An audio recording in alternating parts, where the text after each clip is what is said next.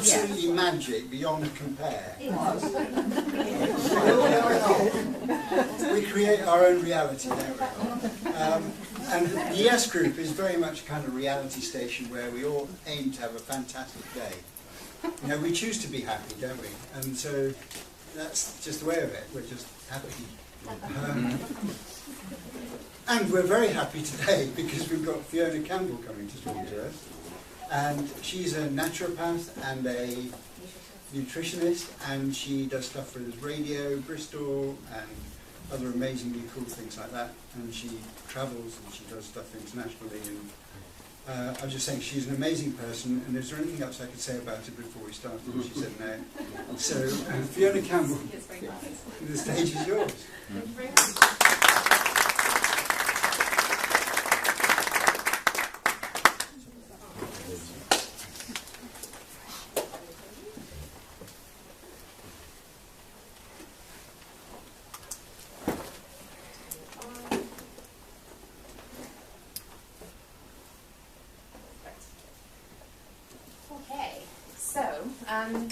As John very kindly introduced me, my name is Fiona Campbell. I'm a naturopath and nutritionist. I work from 2 different centres in Clifton and Bristol. And given that it's detox season, I thought I'd come along tonight and talk about my thoughts on detoxification and health with you. So first I thought I'd tell you a little story based on something that's happened last week. As John mentioned, I do some work with Made in Bristol and BBC Radio Bristol. And last week we were filming at Reg the Veg in Clifton Village, for those of you who know it, and the Better Food Company. And somebody kindly wrote in to complain, which is fine, because it's great for banter. So we welcome all sorts of feedback. But he was saying to my executive producer, hi Natalie, please don't talk about the detox on the source. It's not a real thing, and it's unhealthy to perpetuate bad science. Thanks. So I thought, oh, brilliant! I don't mind any kind of feedback. That's fine. So I wrote back and I said, thank you very much, non-profit, the great Dandini, or whoever you are. I said, well, you actually are right, because detox is actually not a thing.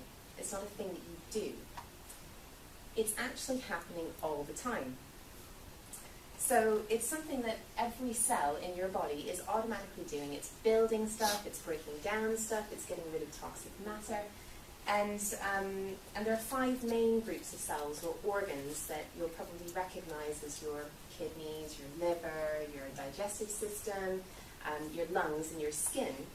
And what this means then is that every time you breathe in or out, something's breathing in or out, or even going to the loo for that matter, you're detoxifying your body without even having to try, really.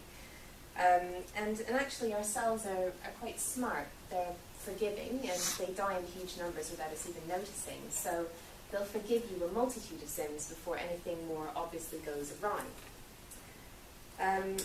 So if you're one of those people who had a lot of fun as a student, or maybe over Christmas, you might be thinking, well, if I know that one of the byproducts of alcohol is formaldehyde, and formaldehyde is essentially like a pickling agent, how's my liver and my kidneys feeling? Don't know. But actually you're probably better off than you think. However, we all could do a little bit more to support the health of our detoxification processes that are already happening and our general health. And it's not just about removing toxic influences. It's also about actively supporting your detoxification organs and consuming more of the nutrients that they need to perform their jobs effectively. So I said that I'd be sharing some health secrets with you tonight, but I have to admit they're not really secrets. But they are things that we don't tend to give enough credit to. Very basic, simple things that won't cost you the earth. So before you run out and get your wheatgrass shots and your 6 weeks of aloe vera, or sign up for 6 sessions of colonic hydrotherapy, as beneficial as those are, there's some very simple basic things that you could do to improve your health for very little money or no money at all. So let's talk about sleep for a minute. Does anyone familiarize themselves with this? So quite a lot of the world's population are actually, if you're lucky enough to have a laptop or a mobile or a TV, a lot of us are watching it too late at night. And what happens is that it suppresses a hormone called melatonin, which is really important for your circadian rhythm. So your circadian rhythm is your rhythm of energy and sleep. So a lot of people are finding that when they do this, they wake up feeling really tired. And it's not because they're not sleeping long enough, and it's not because they're waking up too many times. It's just that their brain is not doing what it should be doing when they're sleeping. So what your brain does when you sleep is it does things like it has a little wash with cerebrospinal fluid, and it bathes all of its neurons to get rid of all the chemical residues from all that neural activity that's happened throughout the day, which is particularly relevant for those of you who like to think a lot and don't worry about things. And it's also when your brain does its admin and filing, and that's what we experience as dreaming. So that's when we're making sense of the day. It's also when your liver is producing more of what's called human growth hormone. And that's the hormone that helps you repair from all of the demands of the day and any exercise you've done. And it's also important for cognition and brain health too. So what we're finding is that there's an increased body of research linking lack of sleep to disease and more sleep with disease prevention. And so what we're finding now is that lack of sleep is linked with certain types of cancer or increased risk of cancer.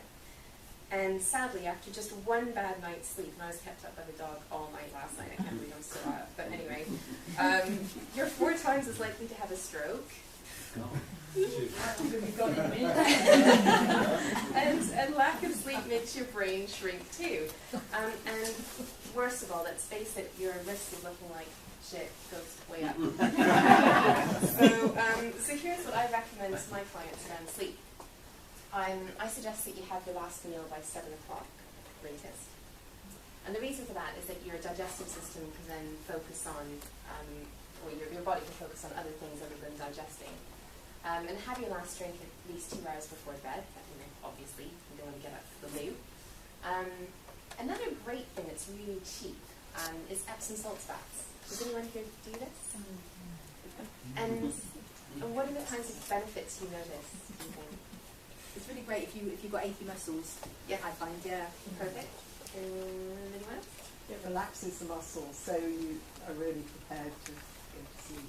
Yeah, definitely. And what about skin health? Has anyone experienced any improvements to the health of Detoxes as well, because it lets out the toxins through the skin, doesn't it? Yeah, it's quite healing. So, I mean, if anybody spends time in the sea, generally any kind of salt's quite good for your skin, but Epsom salts are particularly good. So they're rich in magnesium, like we were saying, very important for muscle relaxation. If you have troubles with your digestion, it's really good for calming your digestive system. And obviously the whole bathing ritual is great for sleep too. And then on the subject of TV, mobiles and laptops, turning those off at least 2 hours before bed is what's recommended. And a lot of my clients, and I don't know if this is a placebo thing or not, but if they switch their phone onto airplane mode, they get a much better night's sleep. So if you're struggling with sleep, you might want to try doing that. Okay, so digestion. So how many people here eat their food in front of the TV? Sometimes. Well, we can't be better. But what we notice is that, well, a lot of my clients anyway, who have IBS or just aren't feeling as energetic as they should, are wolfing their food down too quickly. They're not chewing and they're not mindful of the whole pleasure of eating, which is what ignites the whole physiology that breaks everything down properly and allows you to absorb things. So yeah, eating too quickly and not chewing isn't great. And also, I also encourage people to eat with friends and family because there's this really interesting study on longevity and Japanese centurions, the people who reach 100 years or more. And there's a strong link between having social connections and how long and well you live.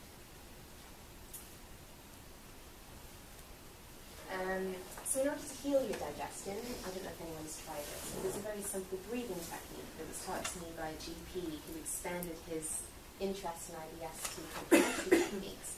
And it just means, it's a simple breathing technique where you breathe in for the count of 4 and out for the count of 7 and repeat 5 times. Every time before you go to sleep, not before you go to sleep, do it before you go to sleep as well, but before you eat. And that just relaxes the whole nervous system and prepares your body adequately. Another interesting point you might not know is that your stomach is only the size of your fist. So even though it can expand up to 10 times its volume, it's really only happy to have 2 or 3 cupped handfuls at a time. And it also doesn't have teeth. So if anybody suffers with bloating after they eat, you might want to try chewing until it's liquid. It should take at least 15 minutes to eat your meal, which most of us don't do, let's face it. So if you do have trouble with your digestion, then those are some suggestions. Now let's talk about skin. Right, so this is an article in the Daily Mail, where the average woman in the UK will spend more than £18,000 on her face in a lifetime. Just on her face.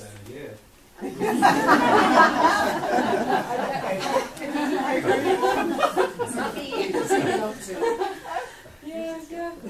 So even though we're spending all this money, I did a little bit of research on makeup, and unfortunately, for the women in the room, maybe some women, unfortunately, your average lipstick can contain anything from boiled cactus bugs. That's what causes the redness. So I was a bit freaked out. So to recycled oil from fish and chip shops.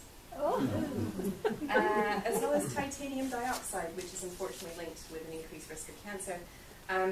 You've got some skin creams that contain fat scraped from the back of mink hides. And I love this. And some exfoliating creams contain one of the main components of dynamite. It's really exciting. So it's a bit sobering when you consider that for just £5 you can buy a soft bristled facial brush from the Body Shop, so just a fiver. And it would only cost you £7.50 to buy a body brush from Boots, the Botanics range. So you could do a lot more for the glow and appearance of your skin by just doing natural salt baths and skin brushing and spending £18,000 in your lifetime on stuff that's made out of dynamite. And you know, and realistically, is that what it means when somebody says I feel dynamite for that? Yeah, literally, don't let it match anywhere near you. So when was the last time you had enough water? That's another thing as well. If we were honest with ourselves, we're probably not drinking enough. And then back to the original, then I had a slide on skin brushing. Not that I expected you to read it, but this is an example of this. There's a whole process of skin brushing and you move towards the heart. This is later, I'm happy to send that out. So the question is, do you want to do a detox at all? If all of the systems in your body are already geared up and doing all this stuff for you, and they're very forgiving, do you actually want to do one? Well, I think the answer is yes, if it suits your lifestyle. What I'm cautious about doing is anything too extremes. So I had a physiotherapy friend who sees about 50 clients a week, something ridiculous, and she said, yeah, I'm on day 3 of my juice cleanse and I feel horrible. You know, she didn't have enough energy, she felt listless, miserable, and a little bit sick as well, so it can be a little bit too much. And so if you've been burning the candle at both ends, you're one of those people, then probably not. But most of my clients have said they benefit from a plan where it's sustainable and manageable. So my plan includes coffee, alcohol, cake, ice cream, things like that. But yeah.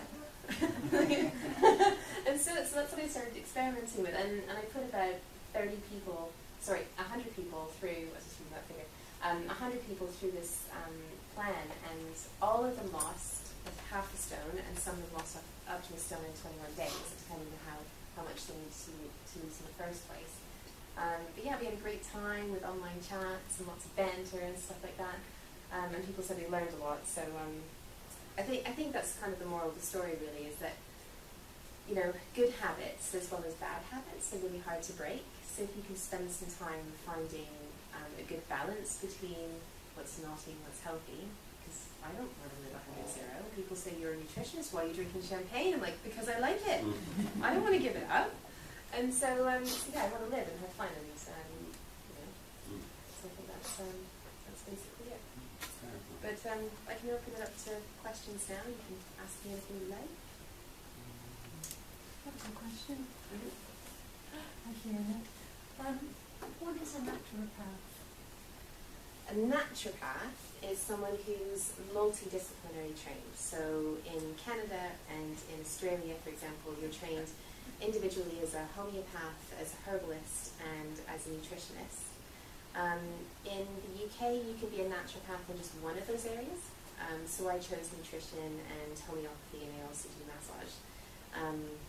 And then I learned naturopathic diagnostic techniques like tongue analysis, iridology, nail analysis, things like that give you more clues as to what's going on with the soul. And essentially what happens is you kind of end up being a one-stop shop because you have quite broad connections with other practitioners like osteopaths and chiropractors. You tend to work in multidisciplinary centres, which means that you can recommend people where they need to be positioned most.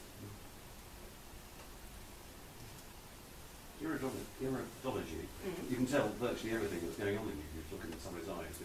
You can, but you have to be really careful because they're not symptoms, they're signs. So that's why you look at lots of different things. If you look at someone's medical history, you look at their diet, you look at their family medical history, you look into their eyes, you look at their nails, you look at their tongue, and then you listen to them. And all that information is what you use to make your decisions for the next. A couple of questions about the detox plan. Does it have a set start point for the 21 days? I just tend to do it, I should probably set a schedule. I did about 5 last year. But when people say, hey, when are you doing the next one? I'll go, no, I'll do another one. So I've had about 3 people ask me this week when I'm going to do the next one, and it's probably going to be the second week, February 9th, is that a Monday? Yes, and February 6th is a Friday, so February 9th is when I plan to start the next one. And do you actually prescribe what people eat? Yeah, so it has all sorts of recipes, and so it has a plan of recipes, and it has shopping lists, and so everything's set out for you. Things like butternut dal, and vegetarian chili, and fish and chips, and roast chicken, and all the things I really like. And everyone else does too. How do you recommend someone starts their day to really assist the detoxing process? The first thing I'd suggest that people start with is water. And if you want to make your system even more alkaline, you can use a little squeeze of lemon juice, freshly squeezed lemons, in hot water or cold water. Hot water is nicer because it helps to stimulate your digestion as well. It sounds counterintuitive to use lemon as an alkaline. Yeah, because it's an acidic fruit, but it has an alkalizing effect on your blood and tissues. So. Apparently you should drink 3 litres of water a day. So something like that. No, I mean, there's drowning, isn't there? Oh. Take a water bed. You have an office in Lanu. Yeah, well, exactly. And the trick is to sip slowly. So if you knock it back, you're going to need the virtually straight away. Your body won't just to sip it. But ideally you aim for about 35 millilitres per kilo body weight. So, I don't know, people working kilograms. For most people it's 2.5 litres, and that does include any hot drinks. Coffee, incidentally, isn't as dehydrating as we thought. 1 to 2 cups a day. Rock on. I love it. But really good quality cup of coffee is what I'm rich for. Not the stuff in an instant. And if there was one thing that somebody could just do to improve the situation, what would that be? Which situation? The weight in that case. Well, the first thing would be the mindfulness stuff that we were talking about, where it comes to paying attention to your experience of eating, because there are so many factors why somebody might be carrying more weight than they should. The one that people tend to think about, when they're eating too much, well, it might be what's on your plate and what ratios. It might be that you're not giving your body enough chance to understand that it's full, because it takes 20 minutes for your brain and body to connect. So if you haven't given it that time, then So having delay time in the process is right. The other thing you could do is blindfold yourself.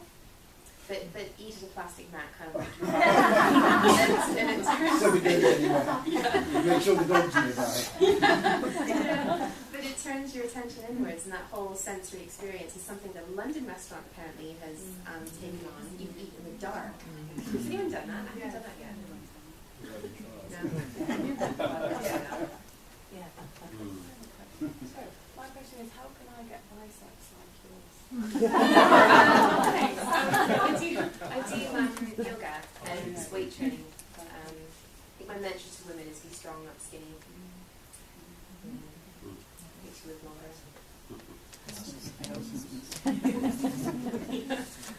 Sorry, Fiona, would you recommend a diet, an actual diet, to go with the detox? A what? A diet. The diet to go with the detox program. A way, You know, would you recommend a way what of to eat. eating to go with the detox? What do you say? I mean, Oh, so well, something similar like the Atkins diet. You know, I know a lot of people frown upon those sort of crash diets, but a detox, obviously a 21-day detox. But would you recommend a diet to coincide with the detox? Yeah, so you got the recipes. yeah, well, so I guess that is a diet. I mean, that's what people end up eating. You know, they go on and do recipes for 6 months to a year later, and then they ask me for some more. Does it have an actual name? Do you actually name it as a diet, or? No, because I don't like the word diet. It says deprivation to me. We've got diet as in something to lose weight and diet as in manner of The eating. diet, yes. It's not two. Yeah. So, this is a good dietary regime. So, and the reason why I said that like this is that I didn't want to establish a diet. I wanted to establish a dietary regime that people could then continue with. Because when you go on a diet, you tend to oscillate between extremes, and that's what makes people gain weight or lose faith in their health, actually. After the 21 days detox, are your clients usually getting on quite well? They continue with the diet, or Yeah. what happens? Well, they keep making the recipes, and I think one person said she went on a proper bender after this.